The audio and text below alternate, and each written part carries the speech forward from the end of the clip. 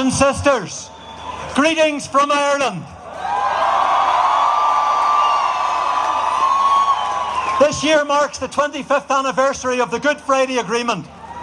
Our peace settlement in Ireland has created a new future for later generations. But friends, in Palestine, there is no peace process. The lived reality for successive generations has been one of colonisation, occupation, apartheid and dispossession. And today an Israeli bombardment and humanitarian catastrophe is taking place in Gaza, the likes of which we have never seen. One Palestinian child has been killed every 15 minutes since the 7th of October. Nearly 4,000 Palestinians have been killed, and 70% of them have been women and children. Gaza faces human, social and environmental annihilation.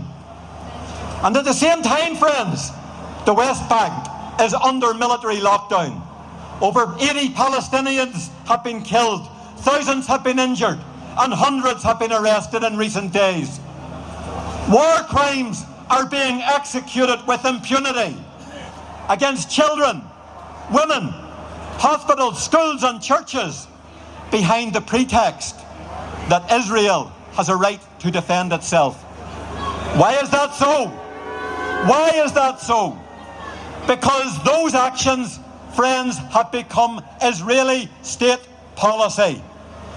Friends, we mourned the terrible loss of Israeli lives on the 7th of October in events that have been rightly condemned. But make no mistake about this, Israeli aggression against Palestine long predates that awful day. This current onslaught, bombardment and premeditated collective punishment of Palestinians is the inevitable culmination of a government mindset which views Palestinian people as animals, which dehumanises and demonises them as a non-people, which asserts that they must either leave their remaining homes or accept total domination or be killed.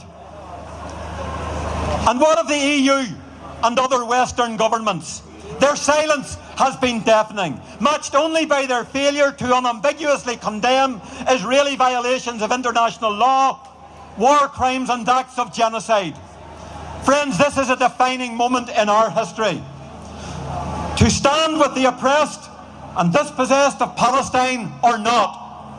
To assert the primacy on full implementation of international law or spectate while world leaders rip up the UN Charter.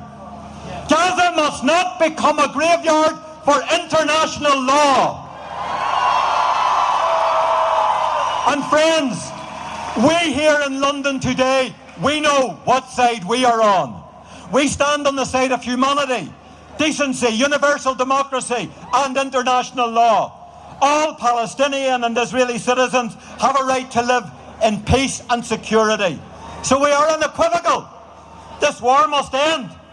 This war must end. And in the midst of the escalating carnage in Gaza and the West Bank, there is only one correct political and humanitarian position. Today, with one voice in London, we call for ceasefires now, for an end to military actions on all sides, and a decisive international intervention based on rigorously impartial international leadership. And to our Palestinian brothers and sisters, from Gaza City to Khan Yunis, from Jenin to Hebron, from Ramallah to East Jerusalem, we are with you. You are not alone. In our millions and in our billions, we are all Palestinians now. Free Palestine!